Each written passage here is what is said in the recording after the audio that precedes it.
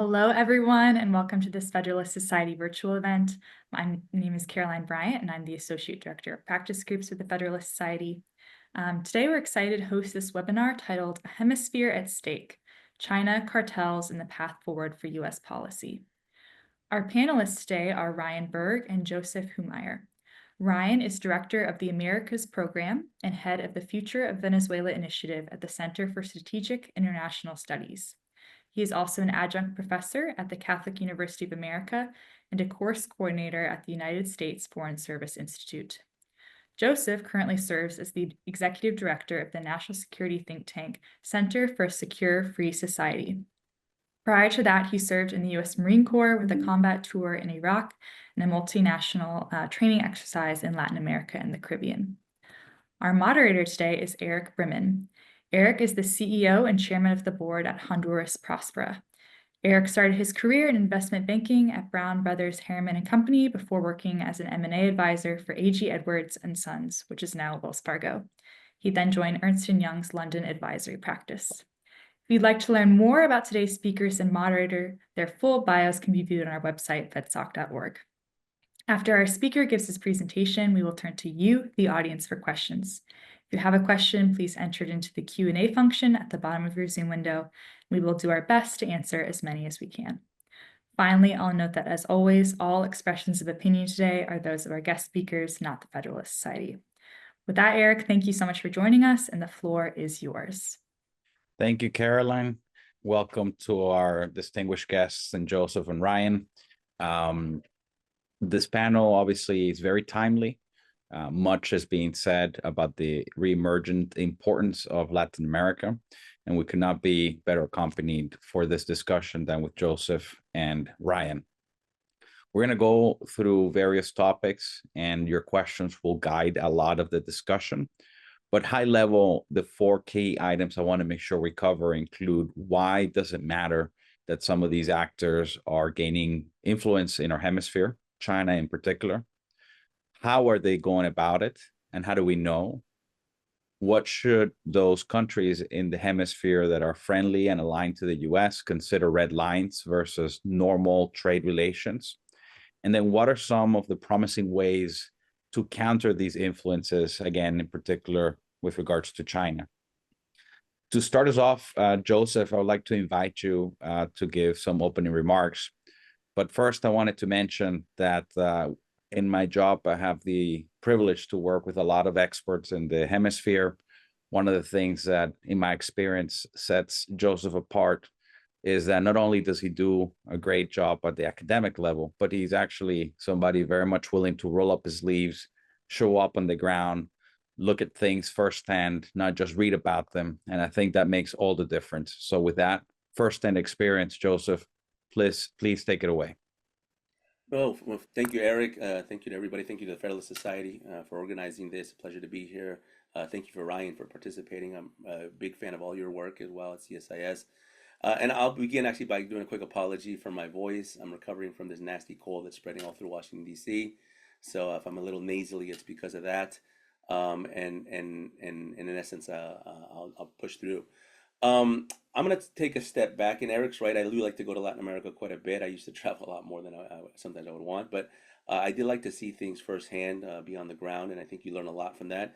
It's becoming a little bit more difficult in specific countries to get down there as it becomes a little bit more dangerous, particularly for Americans. But I think in essence, I think we're starting to enter this, what I call Western Hemisphere's moment, and a lot has to do with what a difference an election makes. And I think President Trump has essentially drove in this new focus on Latin America, on Canada, on the entire hemisphere.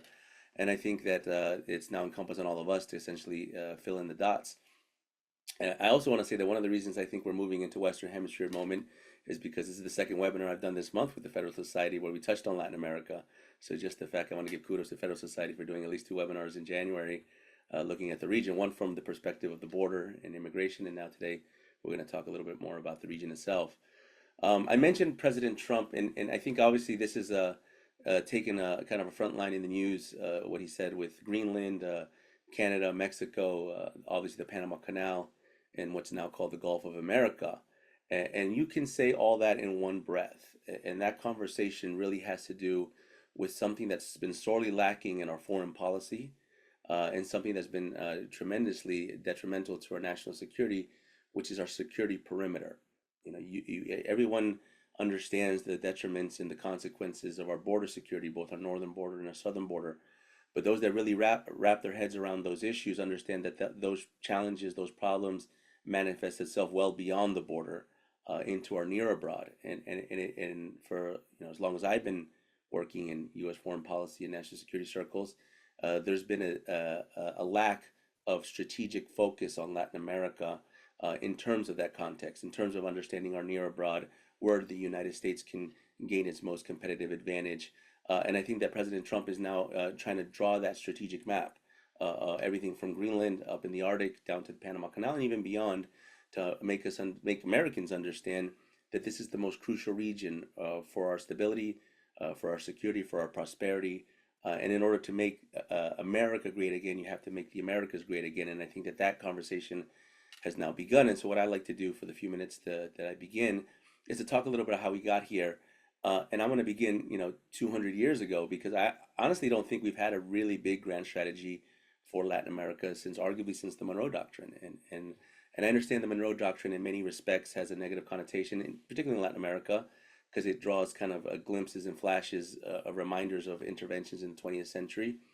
But in reality, I mean, the Monroe Doctrine, and we got to go back to 1823 when it was signed by President James Monroe, was not an interventionist foreign policy by no stretch in imagination. In fact, the Secretary of State, and was largely the architect of the doctrine itself, John Quincy Adams, is famous for specifically saying America goes not abroad in search of monsters to destroy. It was very much not an interventionist president when he became president, but was an interventionist Secretary of State.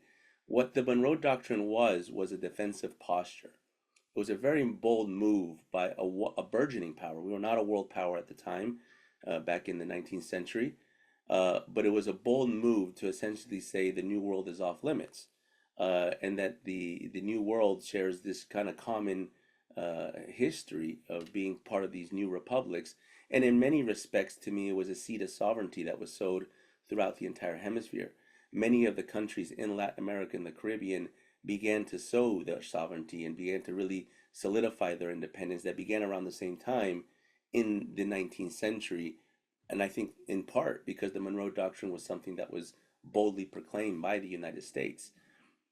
You transfer that into the 21st century, into the 20th century, the 19th to 20th century, and then you get the Roosevelt Corollary, which people attach to the Monroe Doctrine, and then you get a lot of the interventions throughout the 20th century. But in fact, I want to focus on another corollary that I think is in many ways more relevant to today than Roosevelt's corollary, which is a corollary called the Lodge Corollary. So Senator Henry Cabot Lodge, a Republican from Massachusetts, introduced this corollary. I think it was if I remember right, it was in the 1920s. And what it had to do, and it was also tied to the Monroe Doctrine, it had to do with, at the time, Japanese state-owned or controlled companies beginning to buy up strategic sites in Mexico, particularly in Baja California.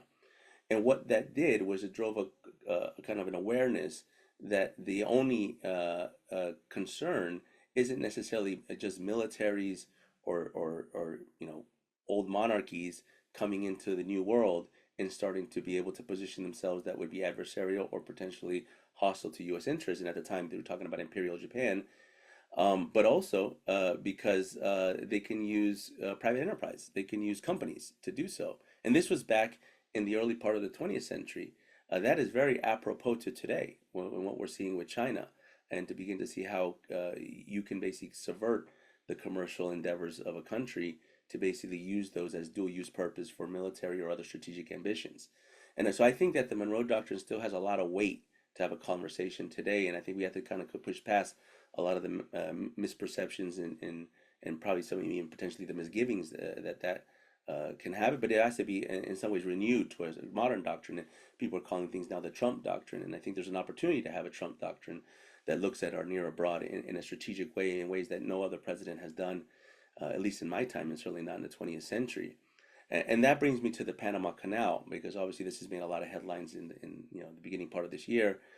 And a lot of people have made comments, and I've made this comment on a couple of interviews that I've done recently, but the first reaction that I often got from journalists was, well, we think that this perhaps is a part of a negotiation, right? It's a negotiation strategy that you tend to, ratchet up the concessions or the demands, and then you can roll it back to get to what you really want to, whether it's immigration or whatnot. And I don't necessarily see it that way.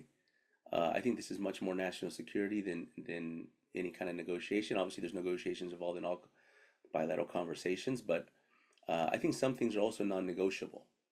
The United States would not allow any hostile actor to attack us from within that security perimeter. That is non-negotiable.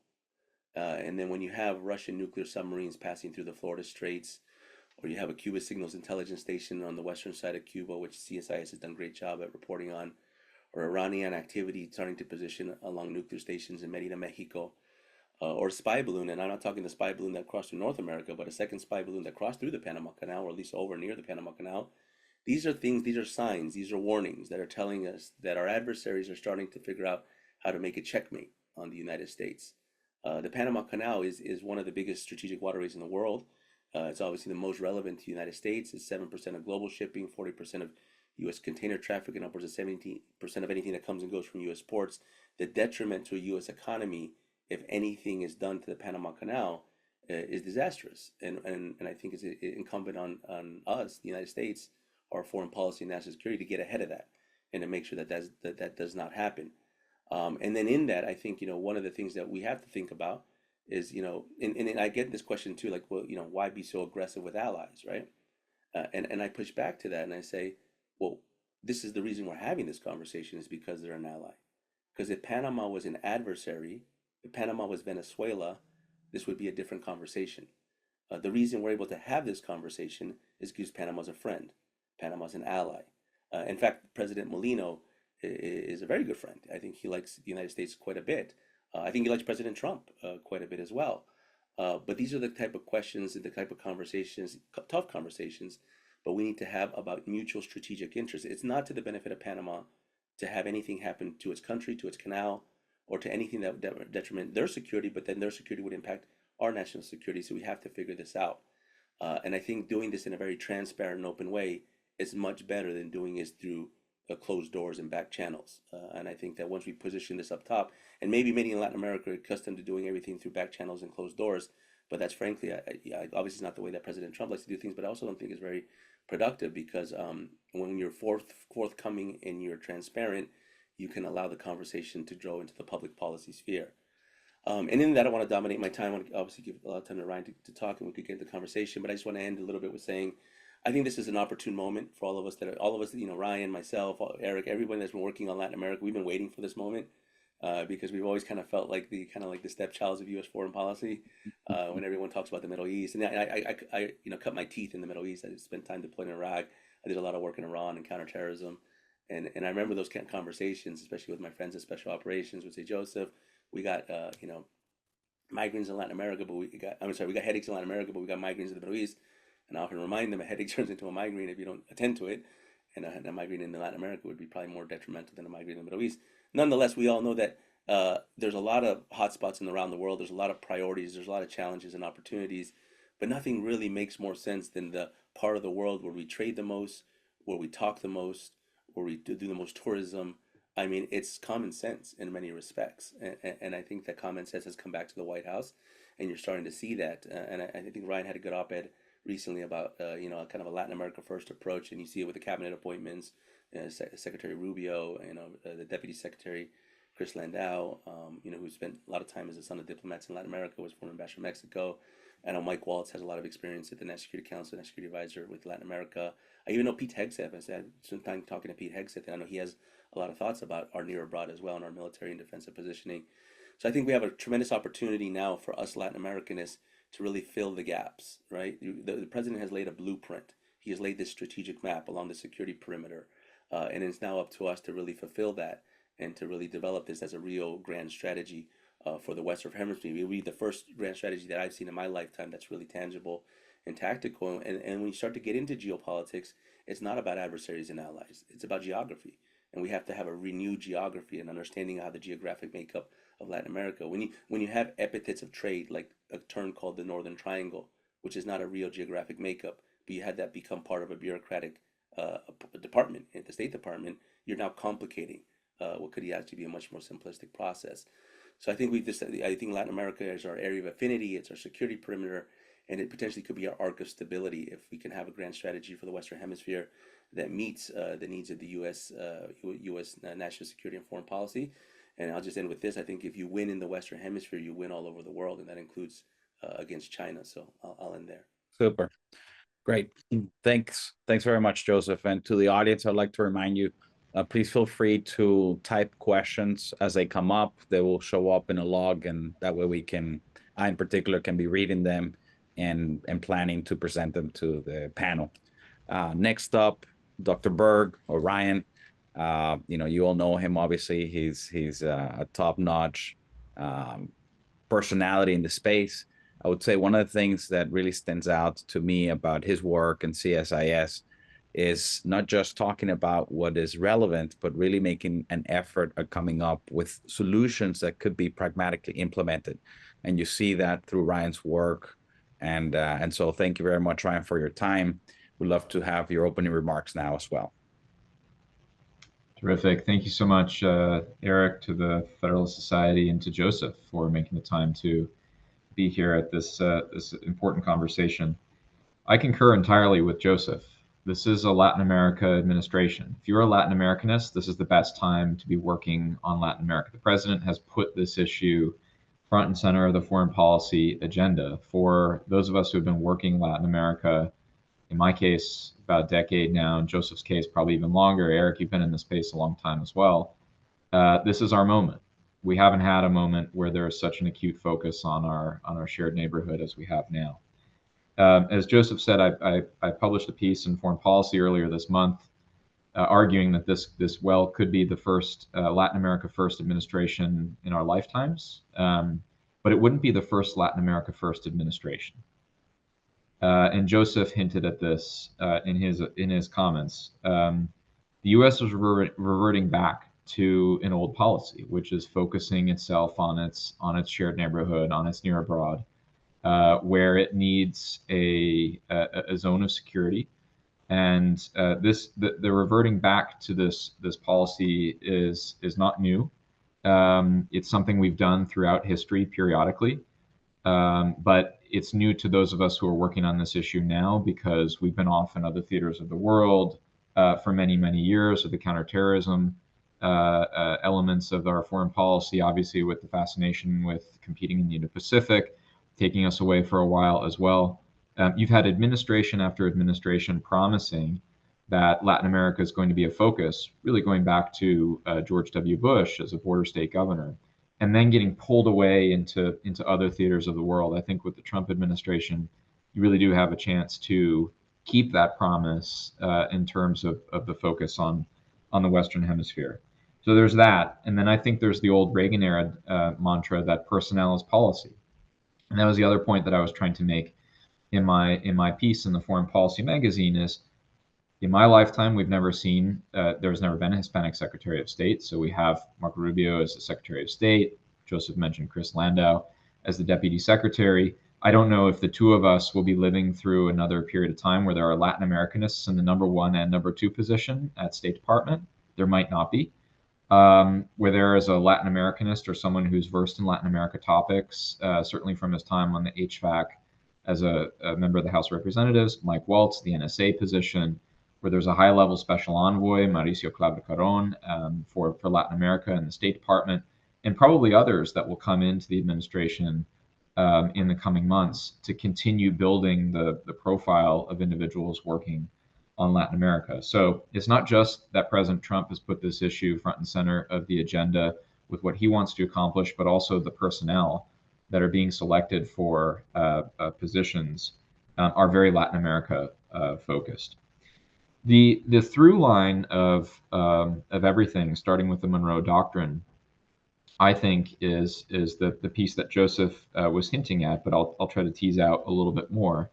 It's this zone of security for the United States, what we've called in a couple papers the policy of strategic denial. Right, we need to deny our adversaries the ability to have such free reign in our shared neighborhood, because it's really the only, unless we're talking about a hypersonic missile, it's really the only possible way that a threat vector could present itself to the United States via Latin America. And so there's a real reason to have a policy of strategic denial. And I think you can see bits of strategic denial in the Second World War, in the Cold War period. This is the way in which this policy kind of continues as the through line, and the way in which the U.S. is reverting back to this old policy. We haven't seen it in more than 30 years since the fall of the Berlin Wall, but we're reverting back to this idea. With that said, I think one of the biggest foci we need to have in this administration is on China and China's role in this hemisphere. And I will focus the rest of my opening remarks on China, because I think this occupies a lot of my time on the day-to-day, but also I think it's fair to say that of all of our strategic rivals, China's the most capable. It's the most all-comprehensive. It engages in the most wide-ranging way with Latin America. There's plenty of presence of Russia, plenty of presence of Iran, some presence of North Korea. I would guide you all to Joseph's excellent work on those topics as well. But I do think that the China threat is sort of above all of those, in the sense that it's really all encompassing. We've seen in the last 2 decades, trade between the region and China grow about tenfold. We've seen 5 free trade agreements in the region with China. We've seen 2 countries currently negotiating free trade agreements with China.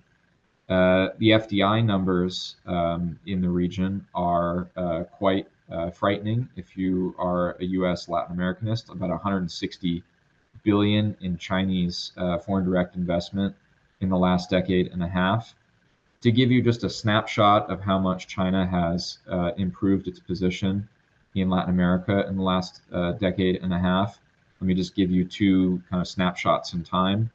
2002, trade with the region, two-way trade with the region, about 18 billion. 2022, 450 billion. So we're seeing China expand its tentacles throughout the region. And first and foremost, of course, the expansion is economic in nature. But I don't want to dwell too much on the economic piece of it, because as we've seen, China engages, or the first foray might be on the economic axis or domain, but then it quickly moves out from there into other domains as well. The bilateral trade increases, then China gets countries to accede to the BRI. Then after the BRI, it starts putting Confucius Institutes in your country. After the Confucius Institutes, the International Liaison Department starts inviting your mainstream political parties to come and have junkets in Beijing, hang out with the CCP. Who knows what else happens at some of those meetings, because the readouts from them are very anodyne. All we get is kind of basic stuff on the ILD's website.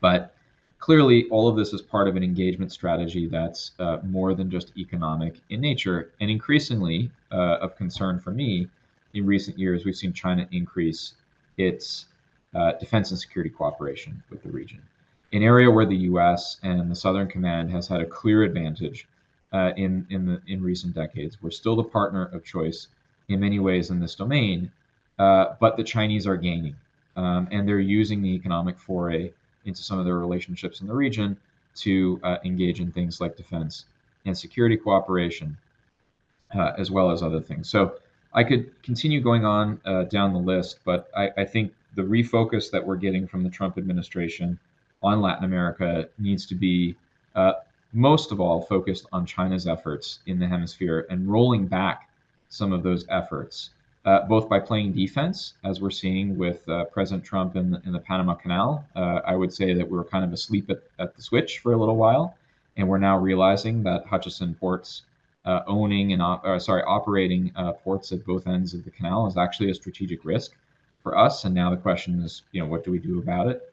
But also going on offense, right? Seeing more private sector engagement with the region, seeing more other types of engagement, such that the Chinese offer is not the only offer to the region in really important spaces like ports, telecoms, and other critical infrastructure. So I'll end it there and hope we've generated plenty of questions for an interesting discussion. Thank you, Ryan. Um, Indeed, China is and seems to be the main focus, but there are other actors as well that present a national security threat or could. I wanted to invite you, Joseph, briefly to talk a bit about what it might mean for President Trump to designate the cartels as a terrorist organization, and what you have seen in the region from Iran in particular and Hezbollah. And then I think we'll end up focusing a lot more on China, but I want to make sure we get these topics in early in case it generates some questions. So Joseph, could you comment on that as well, please? Yeah, sure. So let me take those as kind of two separate, the cartels in one, and then we can talk a little about Iran. And that actually fuses into China as well, and I could leave it at that, and then we could open up the conversation. So everyone, I think, might be aware, if you're not aware, one of the first executive orders that President Trump signed on January 20th was an executive order to designate transnational criminal organizations as foreign terrorist organizations.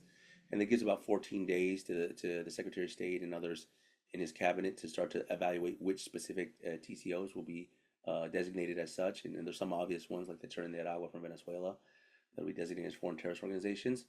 But what really I think that executive order did, and I'm going to unpack this a little bit, is it used very advanced concepts that were once really only discussed in the defense and intelligence community, debated for many years, but concepts that are really modernizing the counter-transnational organized crime effort.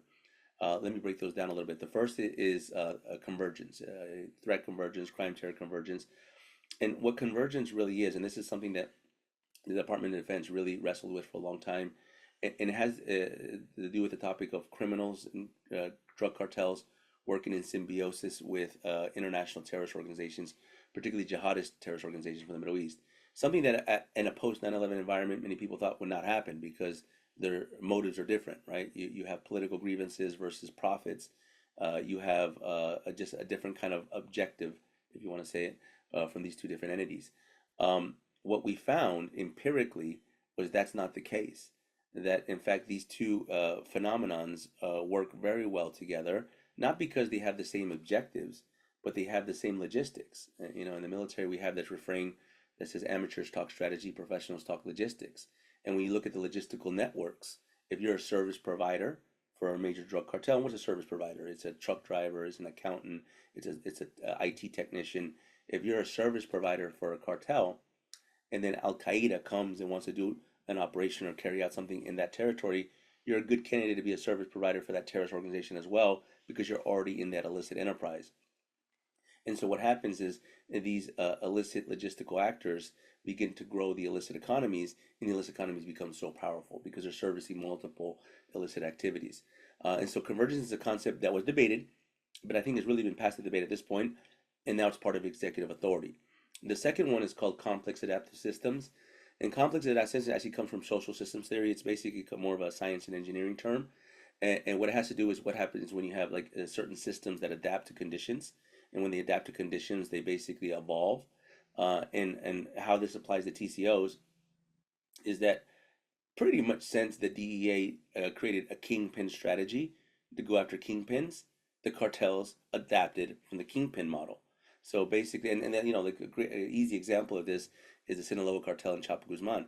Chapo Guzman was the leader of the Sinaloa cartel. He got arrested multiple times. Eventually, he got extradited to the United States. The Sinaloa cartel did not lose a dollar. Their operations continued to operate, and in many ways increased it on many of the fronts that they were operating in. And what that meant is that the Sinaloa cartel had a long time ago adapted from a kingpin strategy, a kingpin model, to a complex adaptive system where territorial capture and territorial control is more important to them than one or two, three key figures at the core of the cartel. There's arguments that the Zetas made this really like the big shift in this earlier on, and I argue that today almost all TCOs operate that way, including Tren de Aragua, and so territory becomes that much more important. And really, kingpins you don't really see anymore, other than in like Netflix series and things like that. They're not really a modern application of TCOs. And then the last concept was asymmetric warfare, and I had not seen asymmetric warfare discussed in an executive order before, and this was a very appropriate time to introduce it, because cartels, TCOs, and terrorists are no longer operating in just the illicit activities in which they're designed for. they're operating as components and tools of bigger regimes. And even China, and when we talk about fentanyl, China employs fentanyl as a strategy of warfare. It doesn't employ fentanyl as just a way to make money, which is mostly criminal activity. And in many respects, the Mexican cartels kind of adopted that mindset and started to employ their tactics in a much more kind of mindset of attacking rather than doing just traditional business, even if it's illicit business. And so that's, I think, what we saw with this designation. There's some practical applications of it. I mean, for the longest time, and I think Ryan mentioned this, I think I mentioned it, counterterrorism has been at the lead of U.S. national security efforts, or authorities, whether it's Title 10, Title 50 authorities, on basically going after terrorists, supersede a lot of what we do on counter transnational organized crime, particularly in the financial domain. And so this allows us now to use those authorities against cartels as well. And fundamentally, I'll just end with this. We were able to, I think, in the stroke of a pen by President Trump's signature, take counter transnational organized crime to the 21st century. It's now up there as one of the highest priorities for the United States, and giving through executive power, all the tools to our law enforcement and military and national security apparatus to deal with these different groups. So I'll do that. We can talk about it around later. Yeah, well, thank you. Very interesting indeed how the cartel logistical network supports other adversarial efforts, which ties back to China. And so, Ryan, you mentioned some staggering stats, and the amount of terrain that China has won in the last decade and a half. It's incredible. I invite you, Ryan, first, and Joseph, if you want to comment as well afterwards. What are some of the tactics that China has employed in the hemisphere to gain so much influence? Isn't it just that they are better at the economic trade terms and therefore perhaps it's fair? Or are there ways in which they engage which are non-economic and therefore require governmental action from a national security perspective? Please comment. That's a terrific question, Eric. So, as I mentioned in my opening remarks, I think that the Chinese engagement tends to begin as an economic engagement. But from there, it branches out into a bunch of different types of engagement. China has been incredibly deft at a number of things. So first is funneling that engagement into other types of engagement. You might think that you are just getting more Chinese investment in your country, but pretty soon you're kind of being coerced or coaxed into signing the Belt and Road Initiative, or you're getting coaxed into signing another deal that gives elements of your telecoms away to Huawei or something like that. You think you're getting one thing, but then a bunch of Chinese state-owned enterprises come along with another thing. I mentioned the party-to-party apparatus. I mentioned the way in which China engages in the security domain. So it tends to go into other domains really quickly. One of the things that China has been very deft at doing as well is kind of probing around the edges of a lot of democratic institutions and finding weak points, finding either individuals who are co-optable or finding weak points in democratic institutions and exploiting them. And that's the case in much of Latin America. We're talking about a region that is, yes, largely democratic, but also mostly new democracies that are in many cases, 20, 30 years old, and where institutions aren't completely consolidated, where corruption is unfortunately far too common, and where still far too many elites remain open to being co-opted or potentially coerced. And we've seen a number of instances of that. I think China as well, Eric, they're very good at deploying resources both federally and locally. So China a lot of times has a strategy, what we say going local, in countries like Colombia, Argentina, Brazil.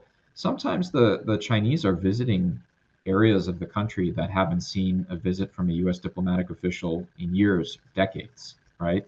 If you're a small municipality in Patagonia, for example, you are not used to seeing a delegation of Chinese commercial interests, diplomatic interests, that would normally be kind of a federal level delegation in your, say, 1,000 person municipality, That's just not normal.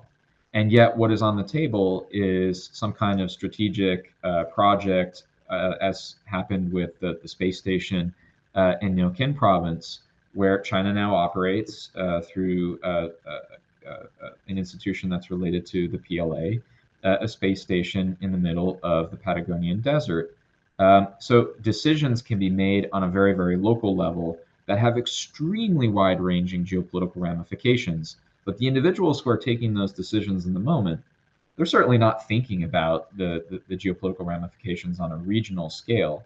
They think, oh, I'm just getting more investment from my municipality. I'm building my relationship with China. It's great that we have this this diplomatic visit where a bunch of Chinese entrepreneurs are descending on our small town, and they don't think or understand the kind of broader geopolitical consequences to some of the decisions that they make, and nevertheless they have a kind of cascading effect.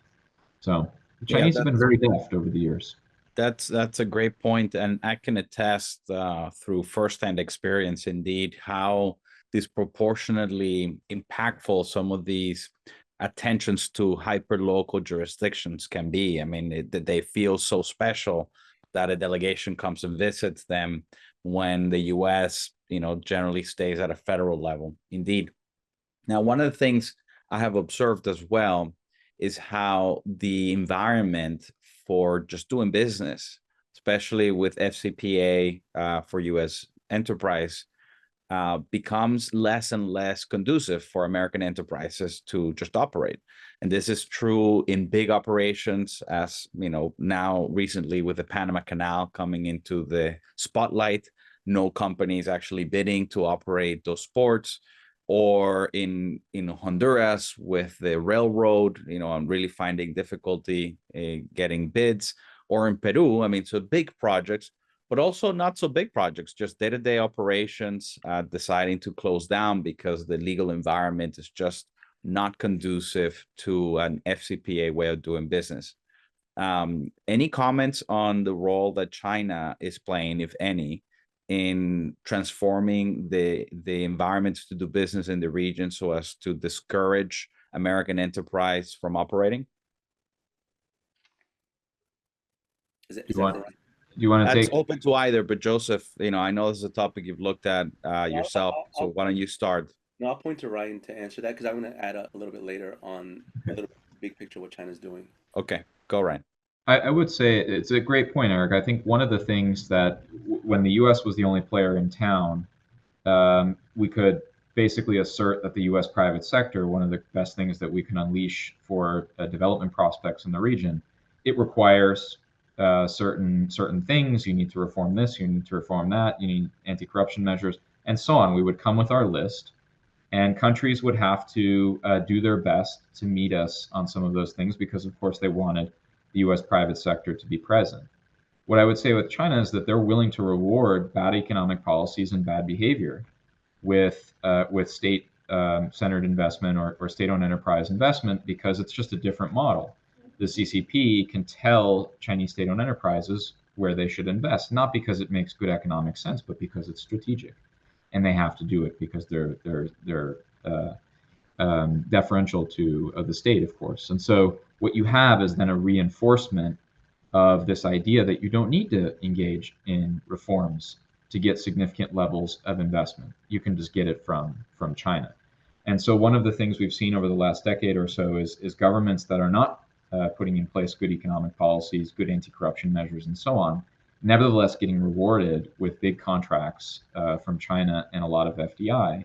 And to your point, Eric, much less U.S. private sector engagement because they're either worried about the overall economic environment or they're worried about the criminality of everything with FCPA.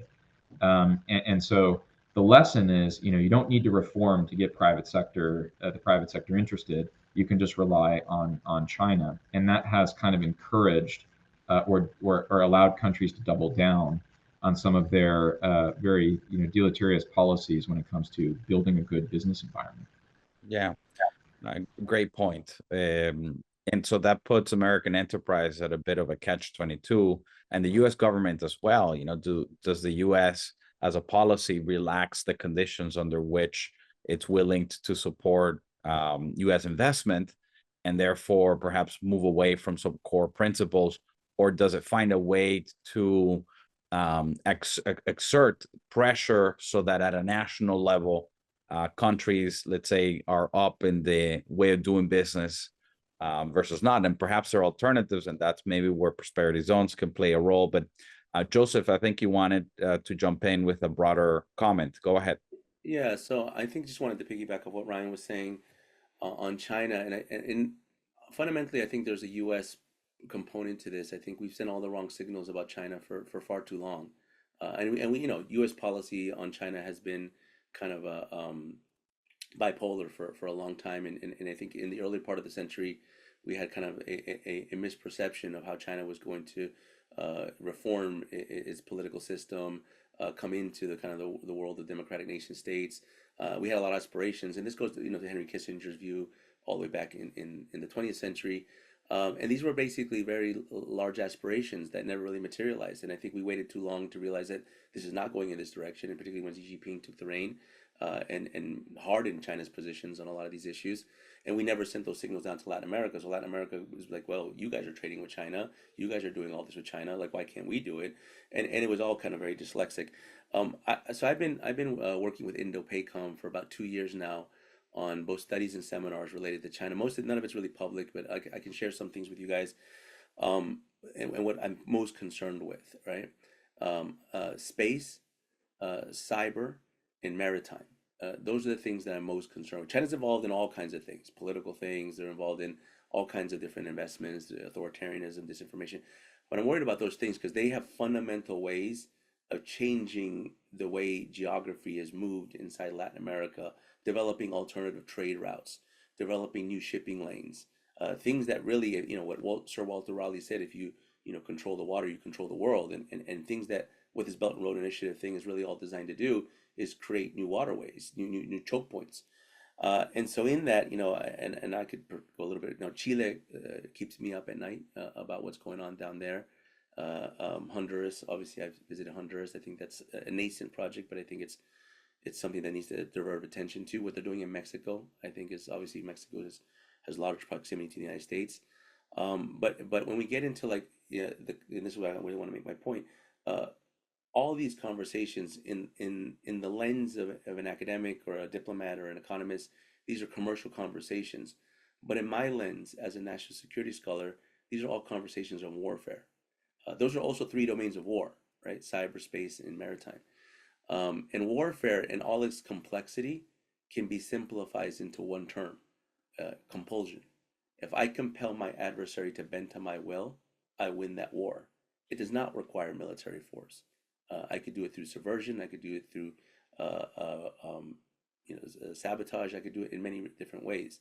The whole Sun Tzu, subdue the enemy without fighting. So in China, it's important for, I think, Latin Americans to start to get smart about China and start to study their doctrine, understand how they operate, and things that have helped me understand this as I've kind of gone through this journey. A comprehensive national power. That's an important term for China. They don't measure the world the way we measure it here in the West. Matter of fact, there's 2 ways to think about this simplistically in terms of power projection, right? One is to grow, right? You project your power by building your military, by growing your economy, and you project it abroad. China does some of that too. But fundamentally, when you're not growing anymore, how do you continue to project power? You tear everybody else down, right? So when you tear everybody else down, you appear to be stronger, and perception is key. And so comprehensive national power has a range of metrics. I think it's over 40 metrics that they use to be able to measure China's power in the world. And some of it's all done on how to play the perceptions along those numbers and metrics. Another concept is military civil fusion, right? And this, I think, goes to the core of where Latin America, and I think, has really missed the beat on when it comes to China. Because there's this myth that with Chinese trade and Chinese investment comes this great economic boom. Well, show me the case study. I'm still waiting to see it in Africa and Latin America. Panama is a great example, right? China's been in Panama for more than 20 years, but China really got politically active in Panama after 2017. And after 2017, Panama signed the Belt and Road Initiative. They reneged on the diplomatic recognition of Taiwan in favor of the PRC. They gave concessions to China to do the expansion of the port and not just the port holding companies, but the construction companies that were building the bridge and everything else. And where has Panama gone as a country in economic development since 2017? It's actually what, for those of us that visited Panama many times, it used to be the Miami of the Western Hemisphere, Yeah. growing at 10 to 12% a year in Yeah. 2010, 11, 12. It's now a shell of that. So Yeah. where does all this Chinese activity actually help the development of that country? And the last is one that I think it's one that really gets talked a lot about, but I don't know why in Latin America they haven't really focused on, is unrestricted warfare, right? And it's a book by two PLA colonels that basically blew the whistle on this back in 1999. It got translated by the DIA, the Defense Intelligence Agency, and I recommend everyone read that book. I think it is in Spanish as well. It talks about 26 forms of warfare, which includes drug warfare and fentanyl, but it can be summed up into basically anything goes. China's whole strategy is to get the United States to submit, to get us to quit, to get us to give up without having a confrontation. It doesn't benefit them to have any confrontation with the United States. That's why I think in Taiwan, I mean, no one can predict the future. I don't know exactly what will happen in Taiwan, but I'm actually more worried about the Philippines and the Scarborough Shoal, because they will drive conflicts in the South China Sea to complicate our positioning in the Indo-Pacific, so that the United States will get engaged and then eventually give up. And that maneuvering is what they're planning to take to the Caribbean, and they're positioning themselves to do this. So I just wanted to add to that to say that, from the lens of national security, a lot of China's commercial endeavors are fundamentally military ambitions that they're pre-positioning into Latin America, using all these fancy terms like comprehensive national power, military subfusion, unrestricted warfare, but fundamentally that's their desired end state. And as China's economy is not really going to grow much more, the commodity supercycle that fueled a lot of this during the earlier part of the century is over. China has a housing crisis, they have a demographic crisis, they have an inflation crisis, and Xi Jinping is coming to the end of his political road. What was going to be 2049, the 100-year revolution, is now sped up to 2030. Now, that could be potentially challenging if a conflict erupts, but it's incumbent on us as the United States to work with Latin America to make sure that we avoid this at all costs. So I think there's a huge education effort that has to happen in the region, and I think a lot of Latin American leaders need to start thinking, where did we go wrong? Just like the United States, we have to think, where did we go wrong? Like, we went wrong on our foreign policy on China. Well, I think a lot of Latin American governments are going to have that same kind of inflection on where they went wrong as well, and we can help them. I mean, we learned the lesson the hard way as well, so I think we can Yeah. help on all this. Okay, I've been tracking several of the questions, adding up here, and they are very focused on the very current events, the Rubio trip to the region and what we can read into it, some of the Taiwan activity and how it compares to China, and then some specific questions to comments either of you two made. The last question from the prepared ones I wanted to ask, and then we'll jump into these more current events, if you will, questions, is, and Joseph, you mentioned it, you can project power by growing or by tearing down. Perhaps China indeed will slow down over the coming decade, and their growth capacity won't be as significant as it has been. But the US also has the potential to continue to grow in the hemisphere. What are some of the best and promising ways to counter this trend in our hemisphere? What should the US be doing?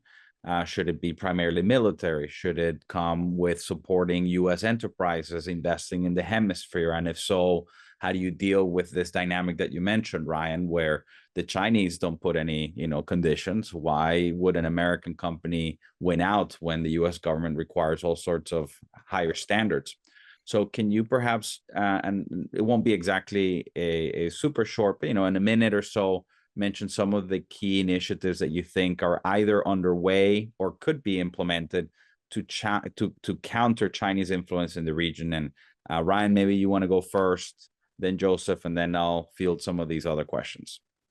Sure. Let me just touch on the commercial aspect, and maybe I'll kick over the military aspects to Joseph. I think it's competition needs to be in multiple domains, but let me just do the commercial aspect, because again, I truly believe that as a conservative, the best thing that we can do is unleash the private sector in investments in places that are tilting towards China, because again, you can bring Western capital to bear in countries that are flirting with China. You can really bring them back into the orbit. So I think it's going to have to take some significant both offense and defense. So we put out a paper about a year and a half ago now called "Insulate, Curtail, Compete."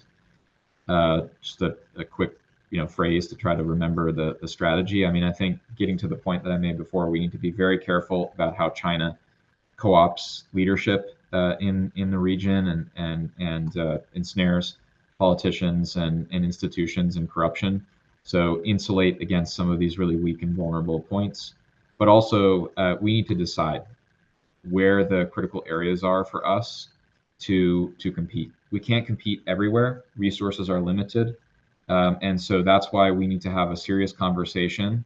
And I don't think we've had this yet about which areas where we want to compete. Is it telecoms? Is it space? Is it ports and maritime infrastructure? Is it some combination thereof? We need to have a serious conversation about where we're going to spend what is by definition limited resources, focus, policy efforts. And then once we've figured out those areas, we need to curtail, meaning go to certain countries and say, we just can't accept that you choose China as your preferred partner in these areas. And then ideally marry those requests for curtailment with some kind of competition, meaning a viable alternative that's Western oriented, democratic saving and facing in nature. And I'm a bit agnostic. Great if it's a US private sector company. I'm also aware of the fact that there are other companies in other democratic regions in Europe, in Japan, South Korea, Taiwan, that could be just as good, right? So we need to be aware of some of those areas where maybe we don't have a US company that's super great at offering a telecoms alternative. But we've got Nokia, we've got Ericsson, we've got other offers that are, we think, democracy preserving. Why don't we do something to make those more attractive than Huawei, for example? Perfect. Thank you. Joseph? Yeah, I mean, we don't do well in the United States with government-to-government trade. I mean, it's just not our forte. Our government's very large, it's very cumbersome, it's slow. Markets are very dynamic, they're fast. And I think where we beat China every day of the week is in capital markets. We do that all over the world. And when we unleash capital markets into any part of the world, we basically crowd out whatever China's trying to do because as much as what they do may be outpacing us in certain parts of the world, in Latin America and Africa, it's still slow. It's still cumbersome because it's still centralized to Beijing.